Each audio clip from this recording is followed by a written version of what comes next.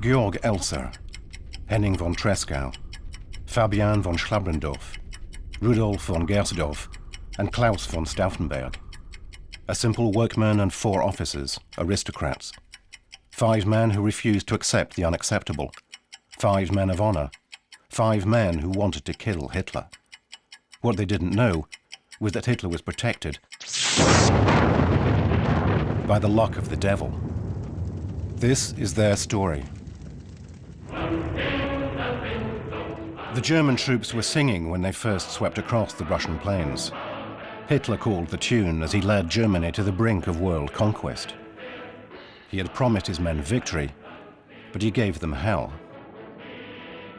The songs of glory soon faded in the Russian winter, and Hitler's insane dreams vanished in the icy winds. Hitler is an imbecile and a criminal. We have to put an end to this society. It's not about telling Hitler the truth. It's about killing him, and I'm ready to do it myself. Is there not a single officer at Hitler's HQ who is able to slay this beast? History may have overlooked them, but a few determined men, some of those who were closest to him, did try to slay the beast. After Hitler first seized power in 1933, more than 30 attempts to eliminate him failed. Hitler had the luck of the devil on his side.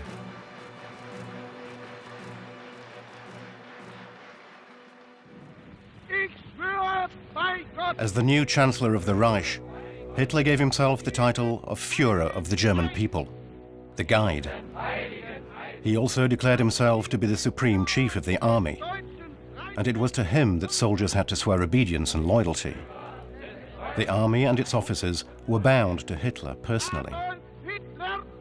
We were all very ill at ease because, according to proper Prussian military tradition, we had sworn allegiance to a man who was a foreigner to us and utterly despicable. But who could have guessed that Hitler would use our oath to entrap us within criminal factions? Rare were the officers such as Baron von Gersdorff who disapproved of the Nazis' methods. In the late 1930s, Hitler was adored by almost 90% of his fellow citizens.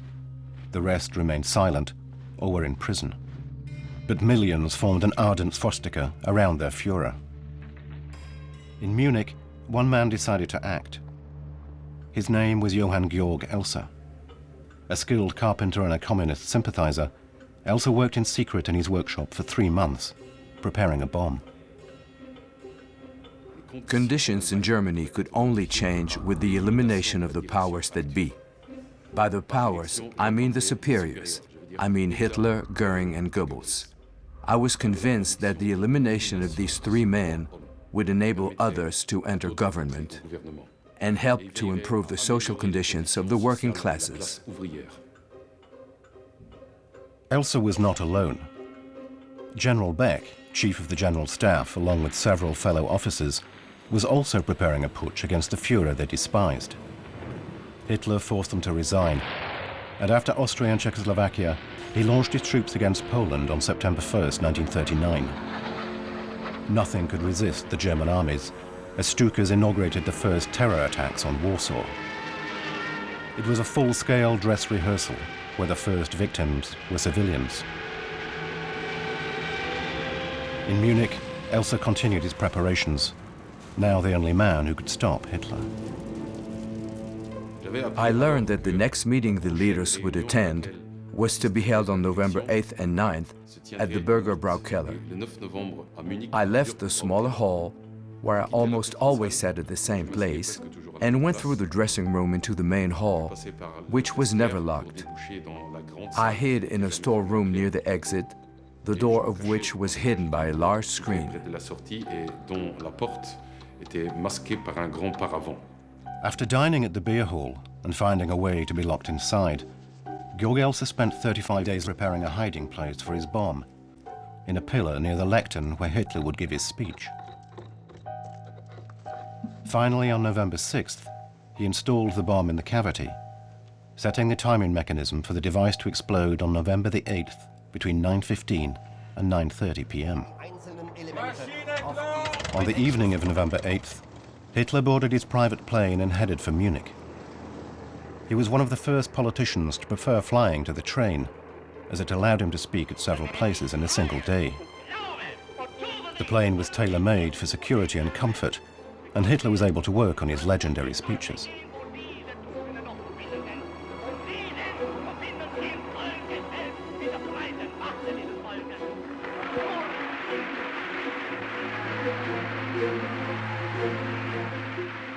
It was not yet 8 o'clock when the Führer entered the packed Bürgerbraukeller. He took the stage at 20:08, but surprisingly ended his speech at 20:58.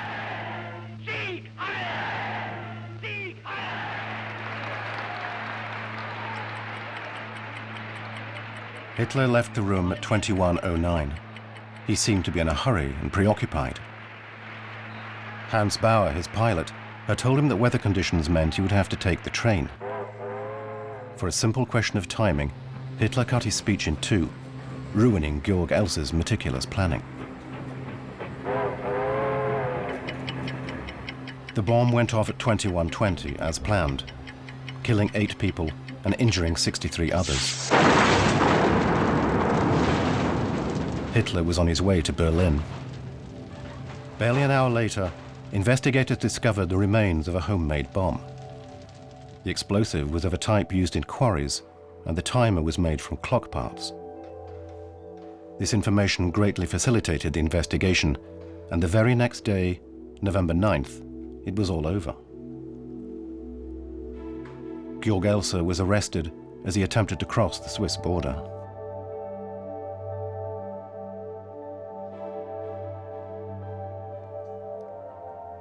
My only considerations involved ways in which the lot of the working classes could be improved and war avoided. I was encouraged by no one, and I was never influenced by anyone else in any way. I never heard conversations of a similar nature. I never heard Radio Moscow say that the German government and regime had to be overturned. I did it so that no more blood would be spilled. I acted alone and was encouraged by no one. I never doubted the worthiness of my action.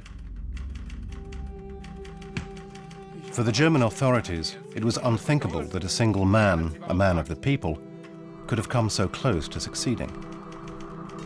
The press published photos of 2 British agents who were said to have attempted to assassinate the Führer with Elser's help. It was pure propaganda. Georg Elser, the loner, was sent to a prison camp to await a trial intended to denounce the role of the British.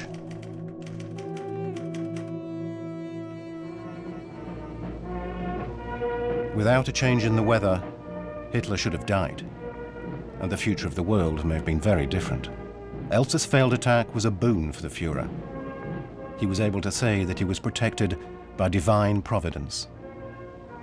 Soon after the funerals of the victims of the attack, a report drawn up by the SS intelligence service, the SD, noted, "The assassination attempt in Munich has greatly strengthened the notion of solidarity among the population, and love for the Führer has intensified."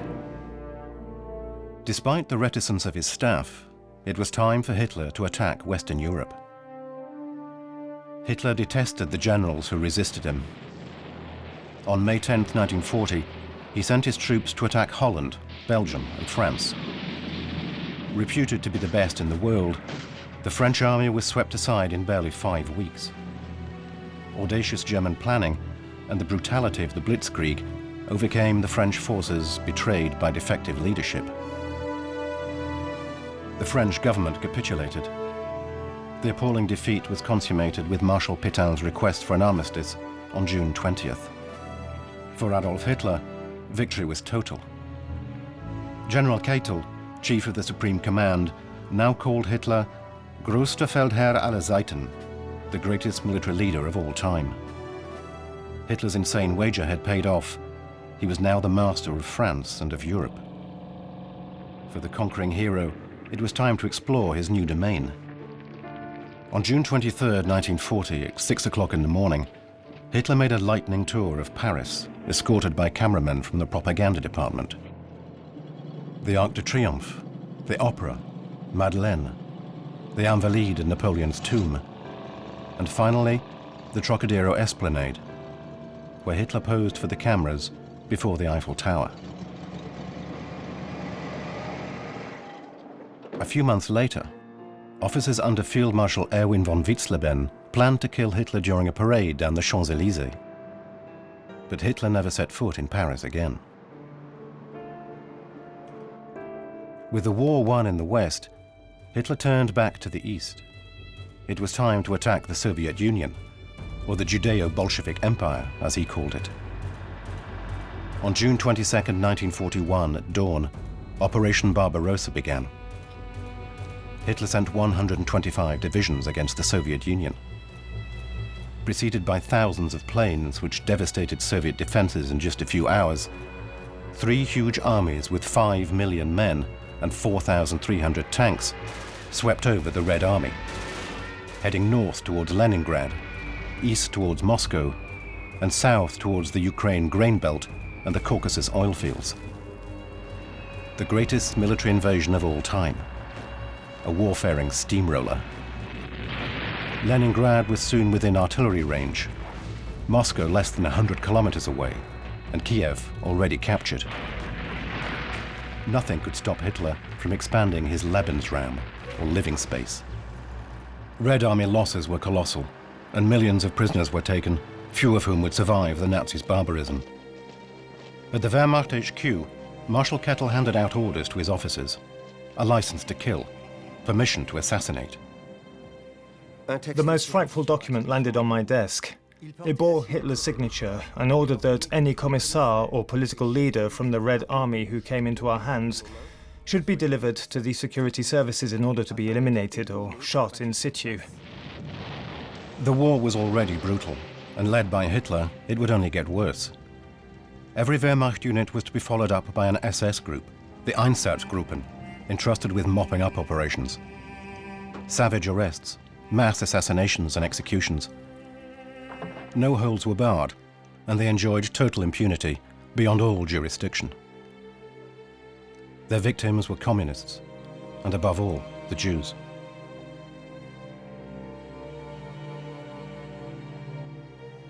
We are soldiers, not assassins. As long as I am Chief Operations Officer at the Army Group Center, there will be no execution of political agents or prisoners. May such things never be allowed to happen. We must act now. In hundreds of years, the world will still remember what we have done. People were made to undress, dig their own graves, and wait for the coup de grace. Almost 1 million men, women, and children were slaughtered in what history has called the Holocaust by bullets.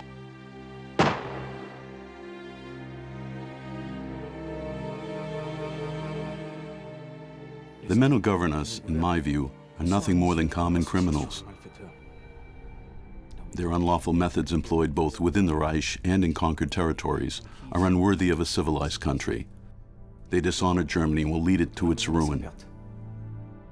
Schlabrendorff was adjutant to Colonel Henning von Tresckow at the Army Group Center HQ. Von Tresckow had formed a group of faithful allies, all prepared to eliminate Hitler. Numerous attempts were made, all of them failed. Hitler's security was reinforced, and his schedule and movements kept secret.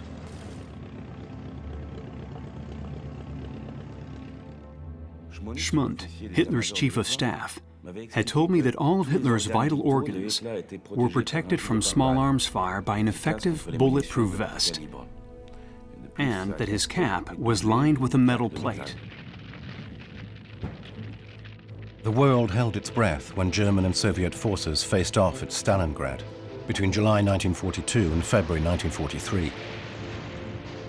The Battle of Stalingrad was the bloodiest and most costly in human lives in all military history. 6 months of combat, 2 million dead. Stalingrad became a symbol.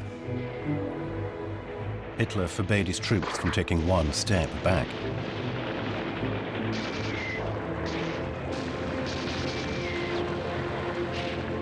Surrounded, overwhelmed and beaten by the Soviets, the cold and hunger, on February 2nd, 1943, more than 90,000 German soldiers surrendered, including 2,500 officers.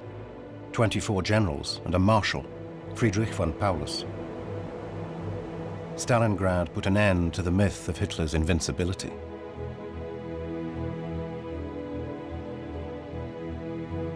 In the aftermath of the Stalingrad defeat, many officers realized they had been duped by a madman. Despite their oath of allegiance, some considered turning against their master, the Führer.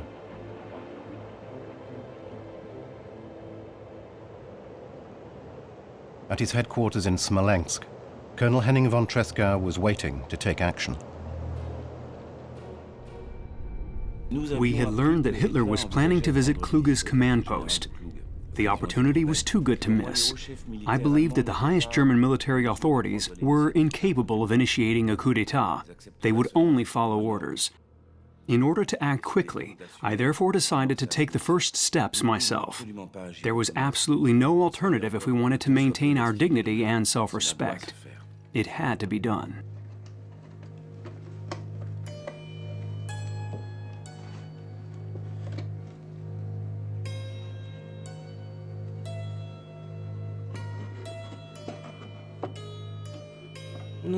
We dealt with the final preparations ourselves. Tresckow had envisaged the following strategy. To be sure of the effect, we favored not one but two explosive devices. We made a package that resembled the shape of two bottles of cognac. Then we had to rig the package so that it would be possible to set off the detonator without damaging the box.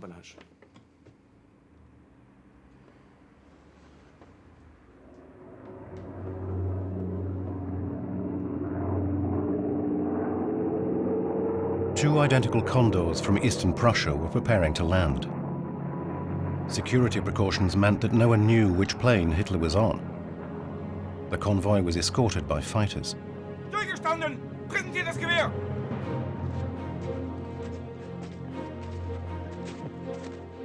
The Führer spent the morning in meetings with his staff. Lunch was served in the officers' mess. Gewehr ab! At table, we had to put up with Hitler's good mood, as he was pleased to be among real soldiers.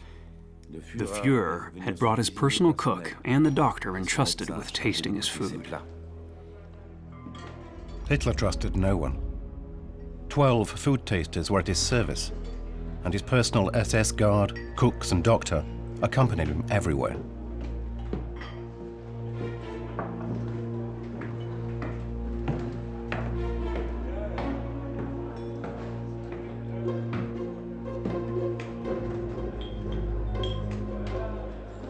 Hunched over his plate with his elbows on the table and only sitting up straight to take a swig from his glass, he was a contemptible sight. Eine deutsche Stadt.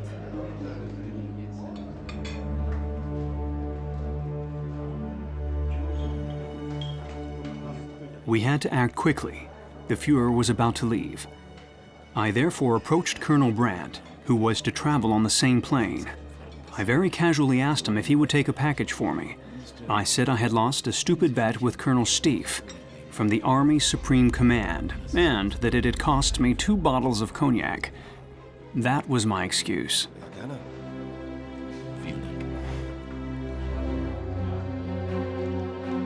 Feldwebelwagen bereitstellen! Wagen bereit! Mehr als zu einem anderen mir bekannten Ort schon fast von der ersten Stunde meines Aufenthalts erfasst. Achtung!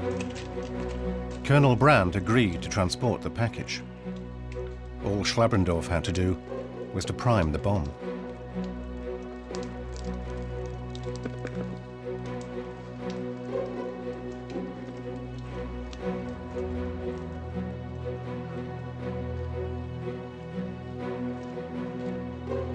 Hand!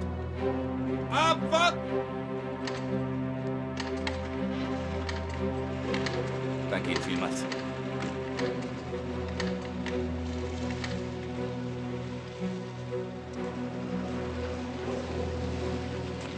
Relieved and certain their duty was done, Tresckow and Schlabrendorff watched the Führer's Condor FW-200 take off, hoping it was destined for hell.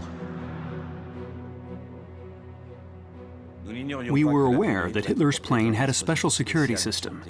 It was composed of several separate cells. Hitler's place was armored and designed to enable an immediate escape by parachute. In our opinion, the explosive charge had to be sufficient to blow up the whole plane. If, against all expectations, this didn't occur, the explosion would tear apart such a considerable part of the fuselage that the plane, in any event, would crash to the ground. Accompanied by its twin and under fighter escort, Hitler's plane set course for Berlin. Colonel Brandt was unaware he had smuggled a bomb on board his leader's aircraft.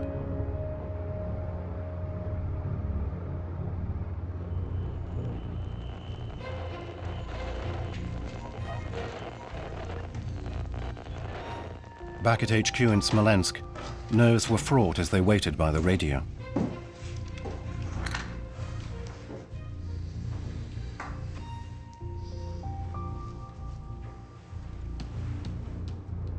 The explosion was to take place after 30 minutes when, according to our calculations, the plane would not be far from Minsk. At any moment, we were hoping to receive a message from one of the fighters escorting the Führer's plane saying it had exploded. But we heard nothing. Finally, after 2 hours, a routine message arrived from Berlin saying that after an inspection visit on the Eastern Front, Hitler had safely returned to Berlin and reached his headquarters at the appointed time. So we had to face the facts. As incredible as it may seem, our attempt had failed. Tresckow and myself were literally stunned. For the two conspirators, it was vital to recover the package that could seal their fate. Schlabrendorff flew to Berlin with 2 real bottles of cognac and exchanged them, explaining to Colonel Brandt that a mistake had been made. Schlabrendorff and von Tresckow would soon find another opportunity to use their bombs. A remembrance ceremony at the Military Museum was planned to celebrate Heroes Memorial Day, Heldengedenktag. It was a fine opportunity. According to the schedule, the Führer was going to attend, accompanied by Heinrich Himmler and Hermann Göring. Any of us who was determined to kill Hitler had to be prepared to sacrifice his own life. At the Zerghaus, the old arsenal on Unter den Linden, Hitler was welcomed by Hermann Göring, General Keitel, and Heinrich Himmler. My friend, Colonel von Gersdorff, after a few moments' thought, said to me, "I will carry out this mission. I will do it for the country's salvation."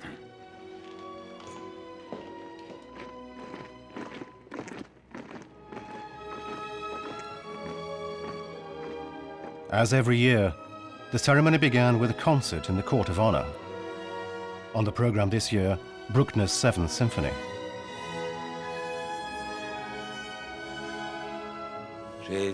I suggested that the volunteer who agreed to carry out the attack should place a bomb in each of his coat sleeves, trigger the detonators at just the right moment, then position himself as close as possible to the Führer. In this way, the man prepared to sacrifice his own life would at least have the greatest chance of attaining the objective.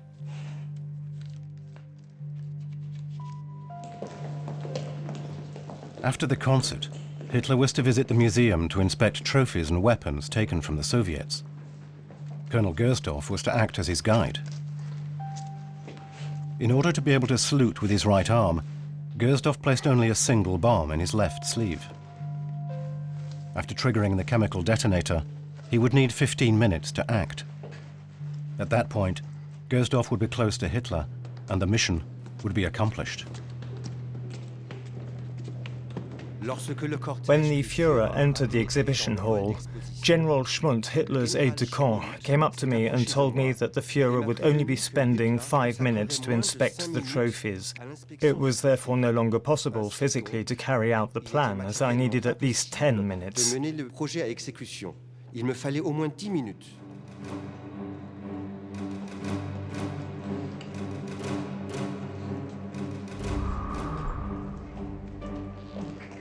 "5 minutes, the longest 5 minutes in Gersdorff's life. He had accepted the ultimate sacrifice, to blow himself up with the dictator.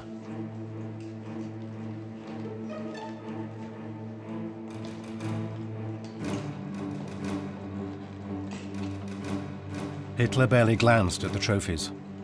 He raced around the exhibition in less than 10 minutes.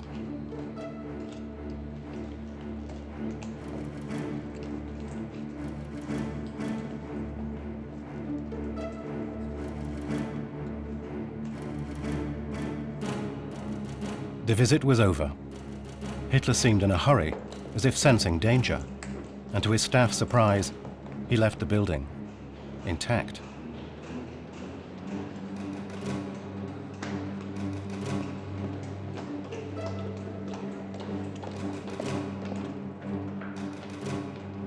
The detonator was triggered, but had no time to take effect. Gersdorff just had time to rush to the restroom and defuse the deadly device.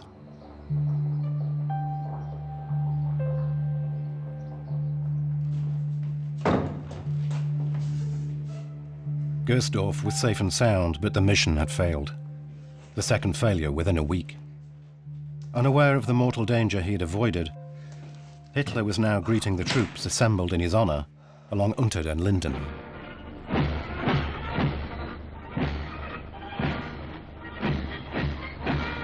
In the weeks that followed, the Führer would emerge unscathed from 2 further assassination attempts.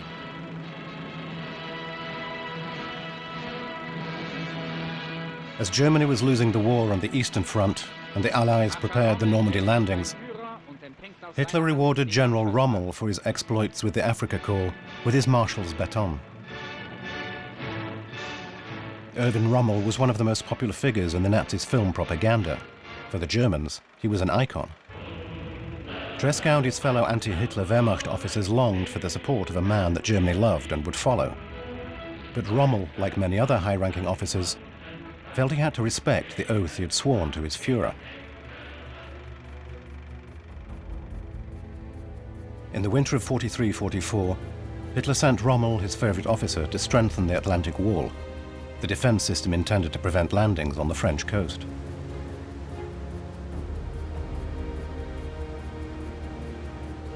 The wall would fall. The Allies were expected, and indeed arrived as Rommel himself had predicted. The landings will take place in Normandy, and that day will be the longest day. On June 6, 1944, 1,213 warships, 736 support ships, 864 cargo vessels, and 4,126 barges and landing craft landed 20,000 vehicles and 156,000 men on the beaches of Normandy. The Allies set foot in France, and nothing could now stop them on their march towards Berlin. Rommel knew that the battle was lost, and even wanted to negotiate a separate peace with the Allies. Montgomery from Britain, Eisenhower from the USA. German resistance had sounded Rommel out, but he hesitated, knowing that an attempt was to be made on Hitler's life. Perhaps he sympathized with the conspiracy, but he imposed his own conditions. Hitler should be arrested and tried. He was resolutely opposed to assassination. July 17th, and as usual, Rommel was inspecting his troops on the front. As ever, Adjutant Daniel was driving as Captain Helmut Lang watched the skies. Allied planes were everywhere, and it was almost impossible to move around. But Rommel didn't care. The Desert Fox had seen worse. It was 5 p.m. when a Spitfire patrol spotted Rommel's car on the road to Vimoutier.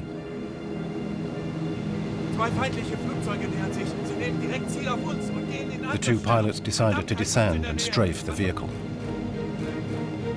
Captain Lang saw the planes bearing down on them. It was too late to seek shelter. Rommel ordered Daniel to accelerate and to take evasive action. The long straight road offered no safe haven, and the car was already in the fighters' sights. Machine guns crackled and bullets ripped through the car. Daniel was hit and killed instantly. The car skidded and spun and hurtled into a ditch.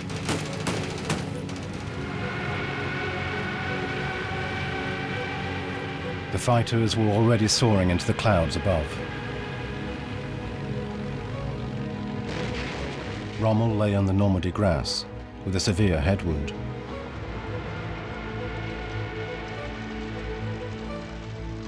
For Stauffenberg, von Tresckow and the resistance, it was an irredeemable loss.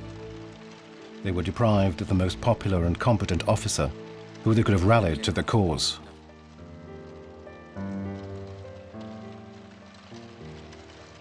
The generals have achieved nothing, so now it's up to the colonels to act. As officers, it's our duty to save Germany. We've accepted that challenge before God in our consciences, and it has to be done, because that man, Hitler, is pure evil. The 20th of July 1944 was destined to be the big day. In Berlin, Colonel von Stauffenberg and his aide-de-camp, Werner von Heften, set off for the Wolf's Lair near Rastenburg. In his bag, Stauffenberg had 2 bombs, the same bombs that had been used for the failed attacks in Smolensk and Berlin. A colonel and a count from old Prussian aristocracy, von Stauffenberg was one of the military nobles who had welcomed Hitler's rise to power. He was a brilliant officer and served under Rommel in North Africa. In 1943, he was seriously wounded and lost an eye, his right hand, and 2 fingers of his left hand. His long convalescence was a period of painful soul-searching. His conscience and sense of honor led him to act, and he joined the resistance led by von Tresckow. His appointment to the Army HQ made him a valuable asset, as he could approach Hitler quite regularly. It was he who brought to the Führer the version of Operation Valkyrie that had been modified by General Olbricht, Colonel Tresckow, and himself. As usual, Hitler signed the documents without reading them. The trap was set, as the modified plans enabled those who possessed them to take control of Berlin, if need be. Kill Hitler, launch Operation Valkyrie, and set up a new government. Germany's fate now rested on Colonel von Stauffenberg's knees. After a flight of 2.5 hours, Stauffenberg and von Heften arrived at the Wolf's Lair. Herr Oberstleutnant, Ihre Ausreise bitte.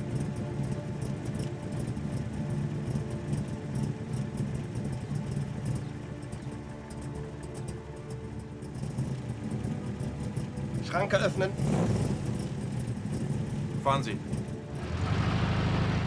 Before them stood Hitler's bunker. It was behind these thick concrete walls that strategy meetings usually took place, and it was here that Stauffenberg wanted to strike. The concrete would intensify the blast from the explosion, making it an ideal location. However, because of the heat and reconstruction work, Hitler had decided to hold the meeting in one of the barracks. Wer nicht bereit ist, für sein Dasein zu streiten. Heil, mein Führer. Der Oberstleutnant Stauffenberg. Oberstleutnant. Die Welt ist nicht da für feige Völker. Wo kann ich mich frisch machen? 12:20. After greeting Hitler and his staff, Stauffenberg asked for permission to freshen up and change his clothes, as the heat was stifling. Hitler and his entourage immediately headed for the barracks conference room. In a further blow to Stauffenberg, the meeting had been brought forward an hour due to a visit from Mussolini that afternoon.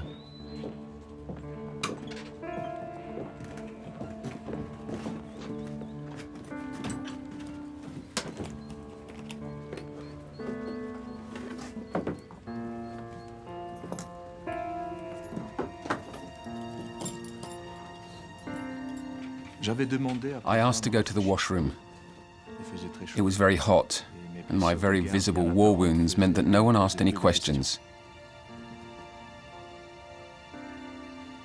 The conference room would be less likely to intensify the explosion than the underground bunker, so it seemed more prudent to prime both explosive devices. Von Heften handed me the briefcase containing the bombs. We placed 2 detonators in the explosive, and I began to set the first timer. Ich komme! Oberstleutnant! Ja, ja! Suddenly, I heard someone calling me through the door. Oberstleutnant Stauffenberg! Ja, ich komme! There was a call for me from General Feldgiebel. Es ist dringend.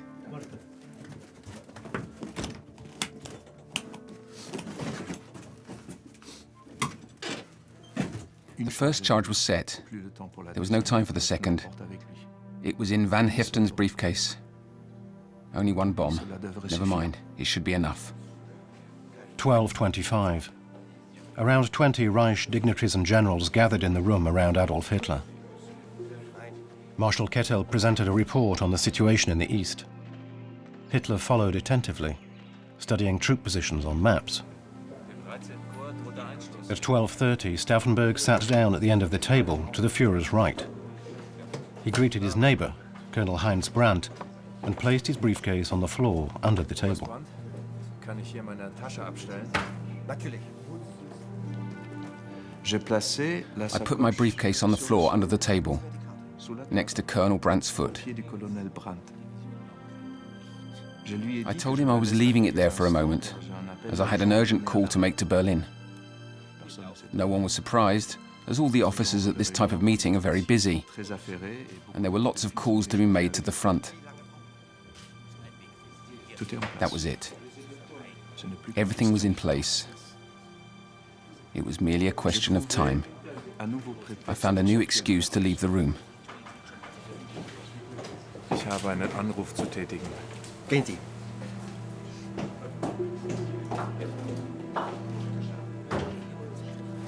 The briefcase was in Brandt's way, and he moved it, placing it against a thick pillar that supported the heavy oak table.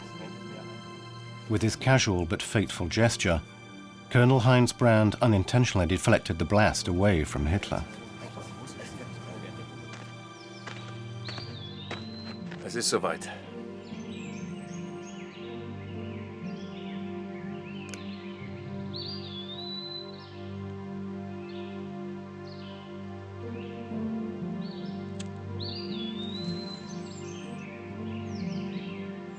Ich erwarte Sie. 12:40. Stauffenberg had left the building. It was only a matter of time. Ja.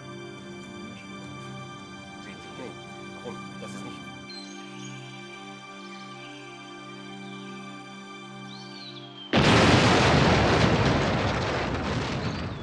I felt the blast on my cheeks. Hitler was dead. No one could have survived such an explosion.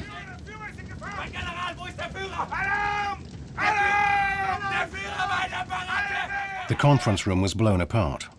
There was total confusion as guards and soldiers rushed to remove the wounded from the wreckage.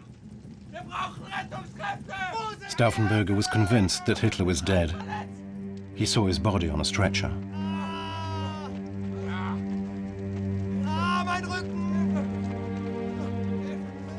12:47. Stauffenberg and von Heften rushed to their car. They had to reach Berlin as soon as possible.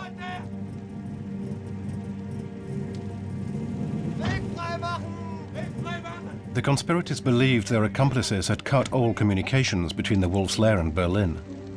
But in their haste, a number of possibilities had been overlooked. Contradictory reports were already circulating. At 1:15, Klaus von Stauffenberg took off from the aerodrome heading for Berlin. For him, the operation was a success. Hitler was dead. In Berlin, the sealed orders for Operation Valkyrie had been distributed and the provisional government formed by General Beck.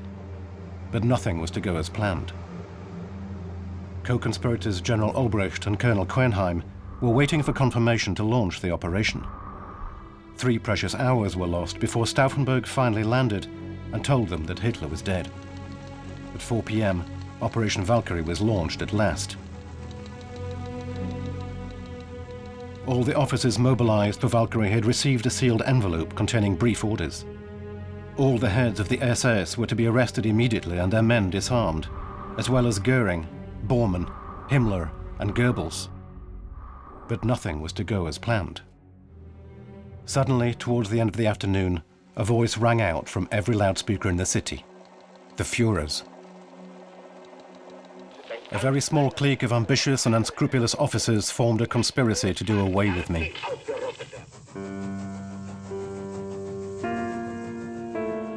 Hitler was alive and kicking. He put on a new uniform to welcome his friend Mussolini at the station only hours after the explosion. Hitler told Il Duce, "I regard this as a confirmation of the task imposed upon me by Providence. Nothing is going to happen to me. Everything can be brought to a good end." A misplaced briefcase, a solid table leg, wooden walls that absorbed the blast, and a few minutes for Stauffenberg to prime the second bomb. Those were the reasons for Hitler's miraculous escape. As Hitler said goodbye to Mussolini, reprisals were already well underway in Berlin, and they would be brutal. Major Otto Remmer, the Guard regiment commander, had been ordered to arrest Goebbels. Goebbels phoned Hitler, who then spoke to Remmer, proving he was alive. The hunt for the insurgents began, and Operation Valkyrie was doomed.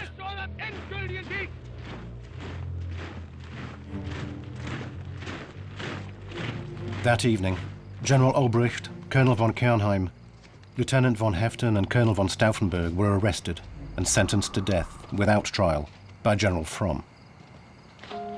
Fighting for his own survival, Fromm betrayed his fellow conspirators. The witnesses to his collaboration had to disappear.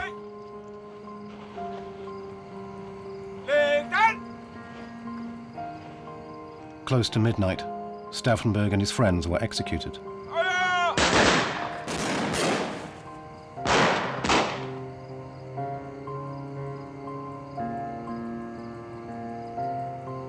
They were initially given a soldier's burial with their uniforms and medals. But Hitler, furious, had their bodies dug up, stripped of their medals, and cremated. For Count Henning von Tresckow, recently promoted general, the soul and brains behind the resistance to Hitler, it was time to make his will. To protect his wife Erika and their children, he decided to disguise his suicide as an ambush. There were numerous Russian partisans in the forests who made frequent raids. On July 21st, despite the morning mist, it was a fine day in Ostrow on the Eastern Front.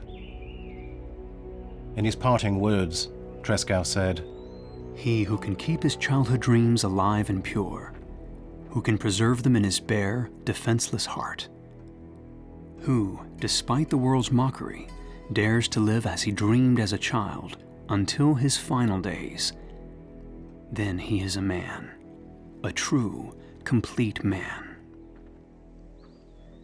The whole world will attack and vilify us now, but as ever, I am still totally convinced that we did the right thing. Hitler is the archenemy not only of Germany, but of the entire world. When, in few hours' time, I go before God to account for what I have done and left undone, I know I will be able to justify what I did in the struggle against Hitler.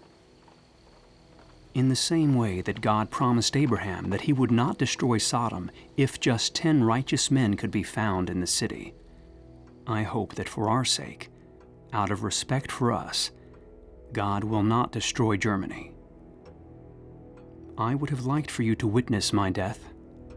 I have no wish to allow my enemies to take me from this life. Farewell.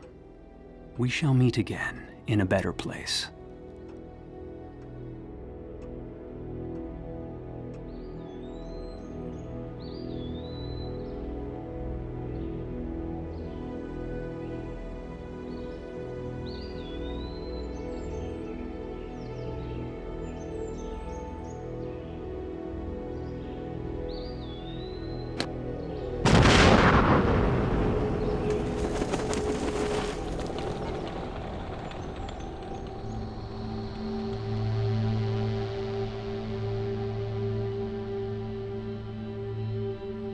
In civilian clothes, stripped of their rank and discharged, the conspirators appeared in court.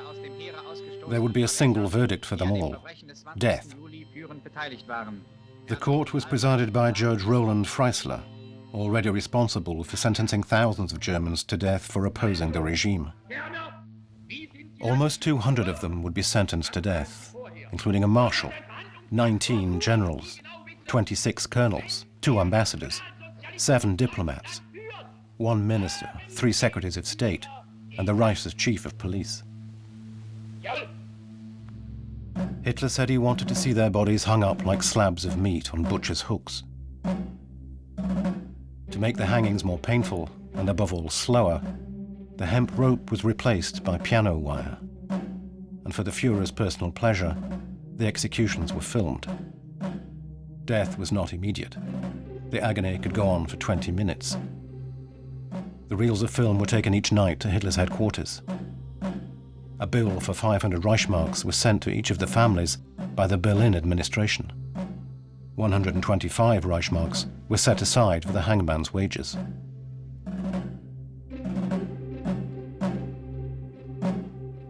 Klappe!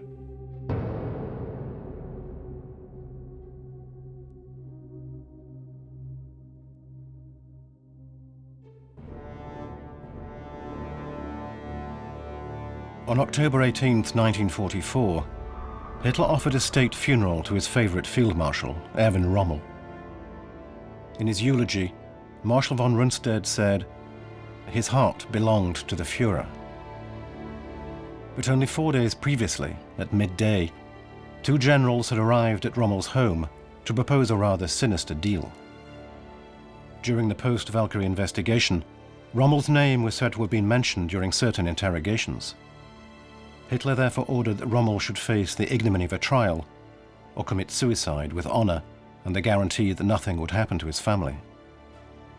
After kissing his wife and his son, Manfred, Rommel climbed on board the general's car. 5 minutes later, he swallowed 2 cyanide capsules. The Germans' greatest military hero had just officially died from an embolism.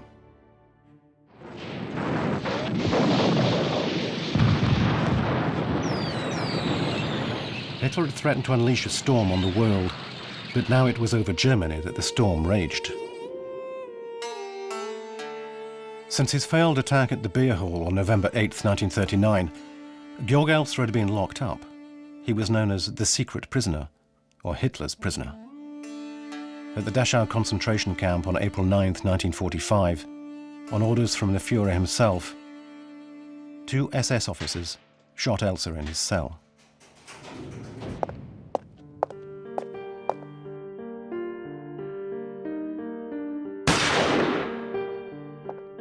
"20 days later, American forces liberated the camp. 20 days too late to save the man who tried to kill Hitler. On April 20th, 1945, Hitler's 56th birthday, the first Soviet shells fell on Berlin. 2 million more would follow them. In an attempt to stop the Soviets' T-34 tanks, arms were distributed to old men and young boys. Hitler's last army was made up of children not yet 12 years old. After saluting them and sending them to their deaths, Hitler returned to his bunker. He would not leave it again alive. The Battle of Berlin raged for more than 10 days, a bitter, desperate fight, but the Soviets were irresistible. Losses on both sides were appalling. 2,000 Soviet tanks were rendered ineffective, some by unarmed children. The city had no intention of surrendering to the Russians, but it was too late. The Reich, due to last for 1,000 years, collapsed.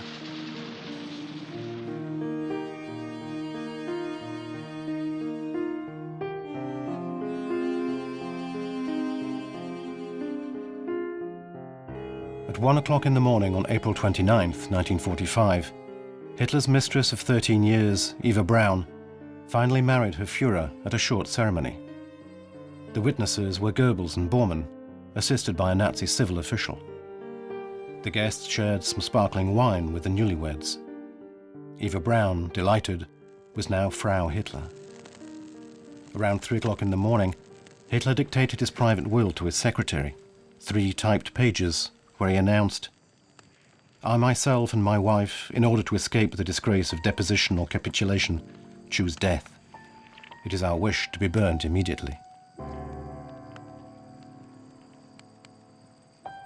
April 30th. The red flag flies over the Reichstag. At 3:30 p.m., Hitler retires to his room with his wife, Eva. She has chosen poison. He fires a bullet into his temple. At 3:50, the 2 bodies are taken outside. 200 liters of petrol are poured over them and ignited. Many people wanted to kill Hitler, but he died by his own hand, when he wanted and where he wanted, in the heart of his capital city, Berlin.